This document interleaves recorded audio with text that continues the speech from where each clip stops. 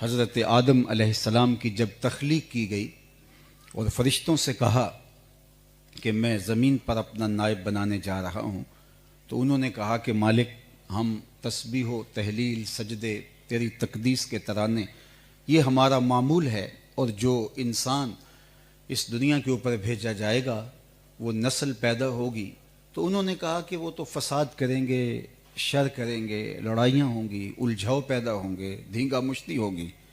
تو گویا انہوں نے اپنی عظمتوں کا ذکر کیا اور انسان کی ممکنہ خرابیوں کا بیان کیا۔ تو اللہ تعالیٰ نے ارشاد فرمایا، انی عالم ما لا تعلمون، جو میں جانتا ہوں وہ تم نہیں جانتے ہو۔ اور پھر جناب آدم علیہ السلام کو تمام اشیاء کے اسما بتائے، اور فرشتوں کے سامنے پھر ان اشیاء کو پیش کر کے کہا، مجھے بتاؤ کہ ان چیزوں کے نام کیا ہیں۔ تو فرشتوں نے کہا، لا علم لنا، ہم نہیں جانتے، الا ما علمتنا، ہم تو وہی جانتے ہیں جو سکھائے گئے ہیں، پڑھائے گئے ہیں۔ تو اللہ تعالیٰ نے فرمایا، اے آدم، ان چیزوں کے نام تم بتاؤ۔ تو حضرت آدم علیہ السلام نے ایک ایک چیز کا نام بتا دیا، حتی الکسع والکسیع، یہ بھی بتا دیا یہ پیالہ ہے، یہ بھی بتا دیا یہ پیالی ہے، صفاتها ونعوتها، ایک ایک چیز کا ذکر فرمایا، چیز بنتی کیسے ہے، اس کی ترکیب کیا ہے، طریقہ استعمال کیا ہے، نام کیا ہے، کس زبان میں کیا کہتے ہیں۔ بہت وسعت علم حضرت آدم علیہ السلام کو اللہ تعالیٰ نے نصیب فرمائی تھی۔ ہمارے ایک خطیب صاحب تھے گزرے ماضی میں، تو وہ ایک لطیفے کی بات انہوں نے کہا کہ تم نبی کے علم کلی کو نہیں مانتے، اللہ تو کہتا ہے وَعَلَّمَ آدَمَ الْأَسْمَاءَ كُلَّهَا، اللہ نے تو کلّا دیا، تم کلی کو نہیں مان رہے۔ تو بہرحال یہ ایک مزہ ہے۔ تو اللہ نے آدم علیہ السلام کو ہر شے کا علم عطا کیا اور تمام اسما سکھا دیے۔ جب حضرت آدم علیہ السلام کا فرشتوں پر تفوق ثابت ہوا تو پھر کہا کہ اب میرے اس شاہکار کے لیے تم سجدہ ریز ہو جاؤ۔ تو فرشتوں نے حضرت آدم علیہ السلام کے سامنے جو ہے وہ عجز کا اظہار کیا اور ان کی عظمت کو تسلیم کیا۔ تو حضرت آدم کا تفوق فرشتوں پر بھی جو ثابت ہوا وہ علم کی وجہ سے ہوا۔ تو انسان اپنے مشارکات سے ممتاز علم کی وجہ سے ہے۔ ہمارے مناطقہ کہتے ہیں کہ فصل ممیز جو ہے وہ نطق ہے۔ اعلی حضرت عظیم البرکت امام اہل محبت امام شاہ احمد رضا خان فاضل بریلوی سے پوچھا گیا، آپ نے فرمایا کہ انسان کا دوسرے لوگوں سے امتیاز علم کی وجہ سے ہے، علم کی وجہ سے وہ امتیاز ہوتا ہے۔ عالی مرتبت علماء کرام، آپ جانتے ہیں کہ جو کتا سیکھ جائے اس کا لایا ہوا شکار، اور جو سیکھا ہوا نہیں اس کا شکار، اس میں فرق ہے۔ اگر کتا سیکھ جائے تو وہ باقی کتوں سے ممتاز ہو جاتا ہے، تو انسان سیکھ جائے تو اس کے مرتبے کا عالم کیا ہوگا۔ تو حضرت انسان کا تفوق دیگر مخلوقات پر بوجہ علم ہے، علم کی وجہ سے ہی وہ ممتاز ہوا ہے اور علم کی وجہ سے ہی وہ ممتاز رہے گا۔ حکومتیں، تخت و تاج، مادی وسائل، یہ تو آنے جانے والی چیزیں ہیں۔ اقبال جب یورپ میں گئے تو وہاں انہوں نے بہت کچھ دیکھا، بینکوں، گرجوں سے بڑھ کر بینکوں کی عمارات، لیکن کسی سے متاثر نہیں ہوئے، اس پہ تنقید کی۔ وہاں کی گلیاں فردوس کی مانند ایک کوچہ فرنگ کا انہوں نے دیکھا، انہوں نے کہا، لیکن وہ ان کے لیے متاثر کرنے والا نہیں تھا اور ان کے لیے جو ہے وہ کوئی ایسی بات نہیں تھی۔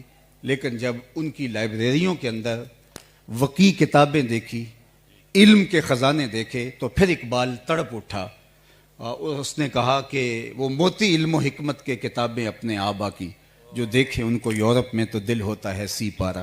کہا میرے دل کے 30 ٹکڑے اس وقت ہوئے جب میں نے وہ قیمتی کتابیں ان کی لائبریریوں میں دیکھی۔ انہوں نے علم کی آماجگاہیں آباد کی، تو آج وہ دنیا کے اوپر حکومت کر رہے ہیں۔ تخت و تاج ان کے پاس ہے، ورنہ یہ تخت و تاج ہمارے پاس تھا، دنیا ہماری باج گزار تھی، ہمارا سکہ چلتا تھا، چونکہ اس وقت جو ہے وہ علم کا نور ہمارے پاس تھا۔ دنیا ابھی سواد آشنا بھی نہیں تھی کہ ہمارے علم کے جھنڈے لہرا رہے تھے۔ خود یورپ کے اندر ابھی اندھیرا چھایا ہوا تھا کہ ابن حزم کے قلم سے 1000 کتابیں نکل چکی تھی۔ یہ ہماری تاریخ ہے۔ ابھی شارلیمان، اس کے لارڈز ابھی دستخط کرنے کی مشق کر رہے تھے کہ ہمارے منجم ستاروں پہ کمندیں ڈال رہے تھے. ابھی پیرس کی گلیوں میں کیچڑ تھا کہ بغداد عروس البلاد کہلاتا تھا. یہ ہماری تاریخ ہے، روشن تاریخ ہے. لیکن کتابیں علم و حکمت کی، وہ موتی علم و حکمت کے کتابیں اپنے آبا کی، جو دیکھیں ان کو یورپ میں تو دل ہوتا ہے سی پارا.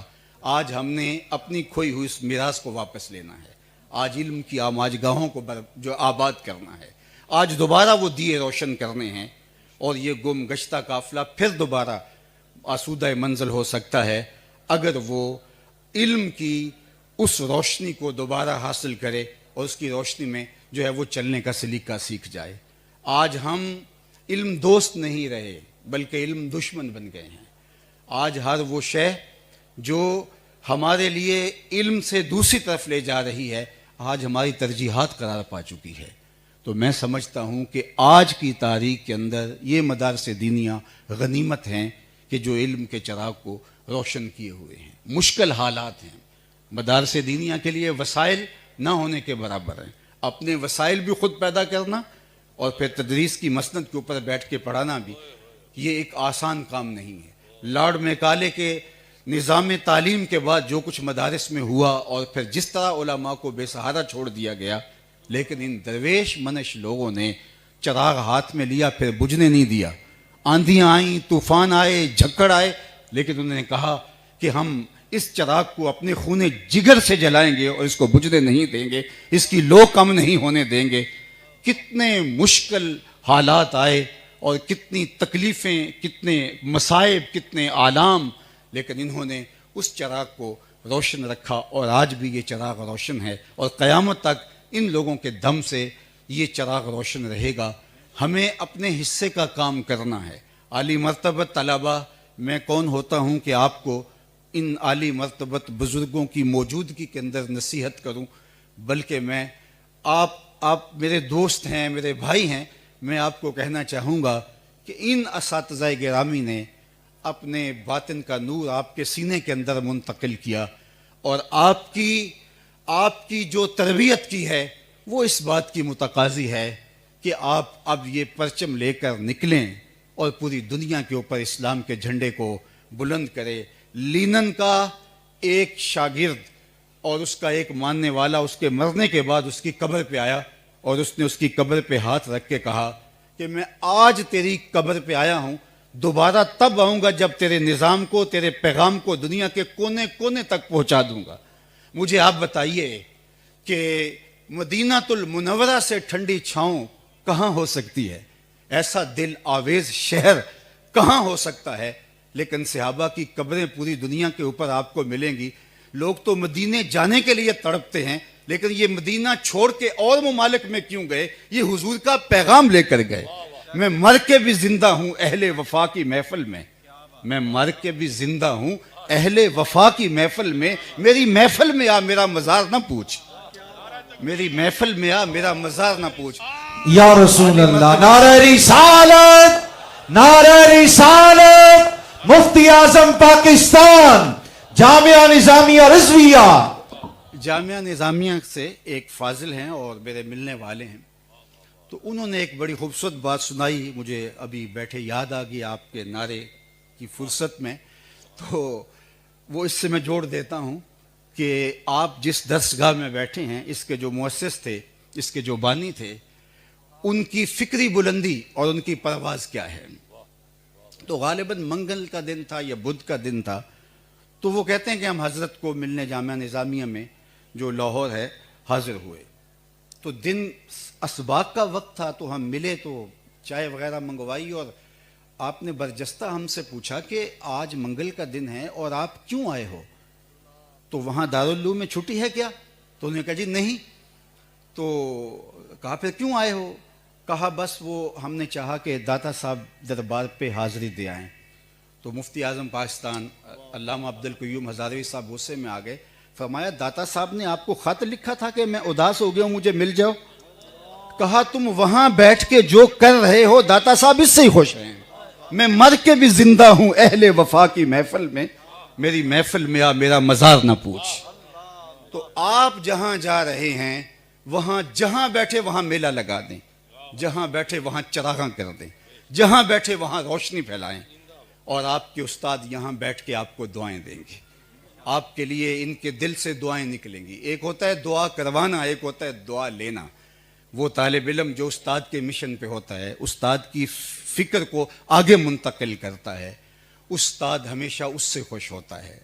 جو بلکہ ہمارے تصوف میں بھی کہتے ہیں جو مستحلقین ہوتے ہیں، وہ اولیاء جو اس خاص قرب میں رہتے ہیں، ان سے وہ زیادہ افضل ہوتے ہیں کہ جو لوگوں کو ارشاد کرتے ہیں اور لوگوں تک پیغام کا ابلاغ کرتے ہیں اور لوگوں کی تربیت کرتے ہیں۔ تو آپ کے کندھوں پر اب جو منصب ہے، تو اب آپ نے اس پیغام کو جس طرح آپ سے پہلے فارغ ہو کے جانے والوں نے جگہ جگہ چراغاں کیا اور روشنی اور نور اور اجالے بانٹے، آپ بھی آج آپ کے اندر تیل بھی ڈال دیا گیا، بتی بھی دے دی گئی اور آگ بھی دے دی گئی، اور آج آپ کو سپرد کر دیا۔ آنے والے دور کی تیز ہواؤں کے جھکڑ اس چراغ کو بجھانا چاہیں گے، لیکن آپ پوری قوت کے ساتھ ان ہواؤں کا مقابلہ کرنا ہے اور اس چراغ کو بجھنے نہیں دینا۔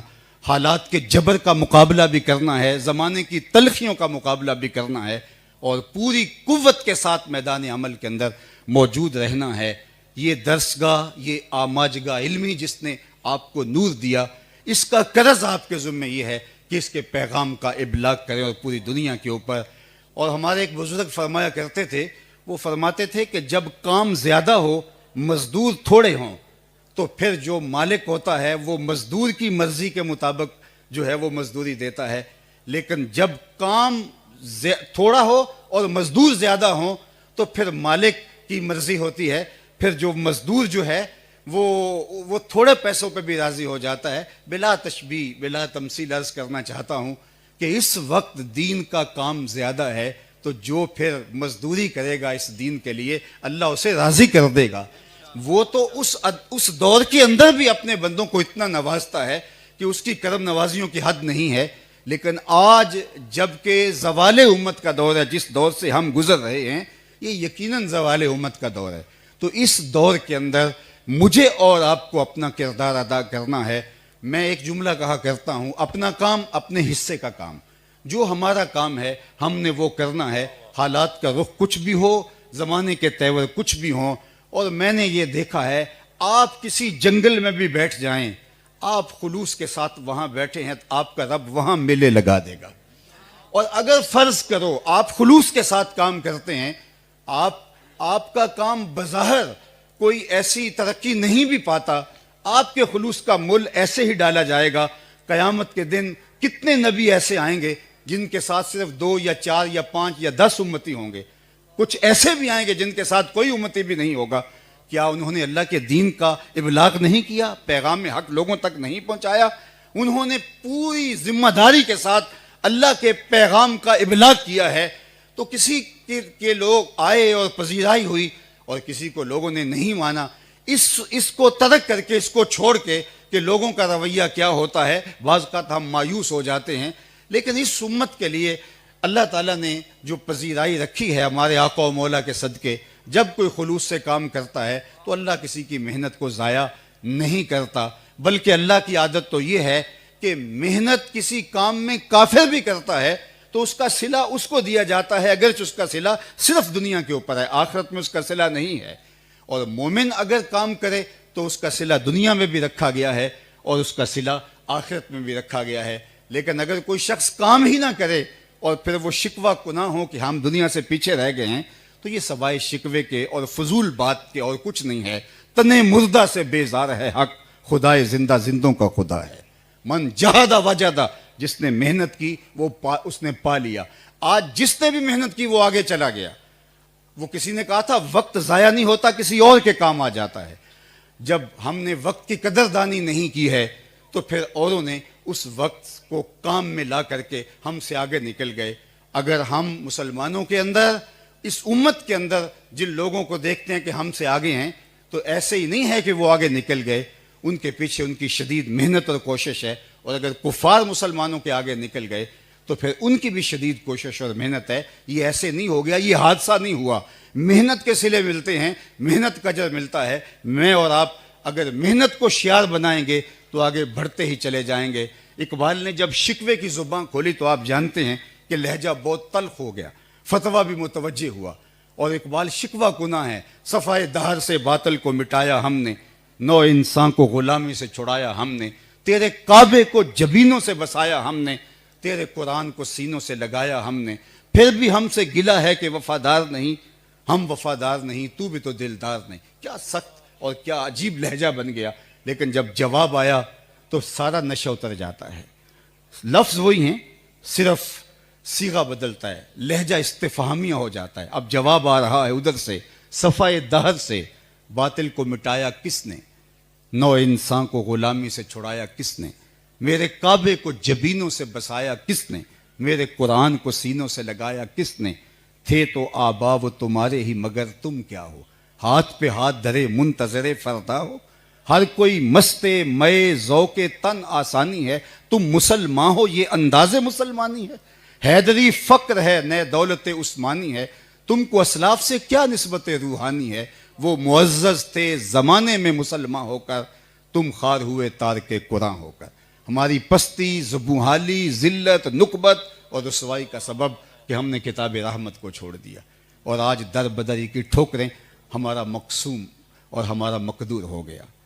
آج اس دنیا کے اوپر بسنے والے مسلمانوں کی تعداد 2 ارب کے قریب جا رہی ہے، اور دنیا کے 7 ارب مسلمانوں میں 2 ارب مسلمان، لیکن ایک ٹگے کی ویلیو نہیں ہے، حق کے استرداد تک ویٹو کا حق بھی ہمیں حاصل نہیں ہے۔ 56-57 اسلامی ملک، اور بے توقیری کا عالم یہ ہے کہ ایک قرارداد نہیں لا سکتے، اس کو منوانا اور اس پر عمل کروانا یہ تو دور کی بات ہے۔ اب مجھے یہ بتائیے کہ یہ کیا حادثہ ہو گیا اور راتوں رات ہو گیا؟ قوموں کو زوال راتوں رات نہیں آتے، صدیوں میں آتے ہیں، اور قوم عروج بھی راتوں رات نہیں پاتی، اس کے لیے صدیوں کے سفر طے کرنے پڑتے ہیں۔ شارٹ کٹ نہیں ہوتا، یہاں سے لاہور اگر 50 کلومیٹر ہے تو وہ سفر 50 کلومیٹر ہی ہے۔ ہاں کوئی اگر جہاز پہ جاتا ہے تو وہ جلدی چلا جائے گا، لیکن فاصلہ کم نہیں ہوگا۔ اگر کوئی یہ نہیں ہو سکتا، ہمارے ہاں جو شارٹ کٹ ہے اور ہم جو ہے وہ ایک خواب سے ہی دنیا فتح کرنا چاہتے ہیں، ایسے نہیں ہوگا۔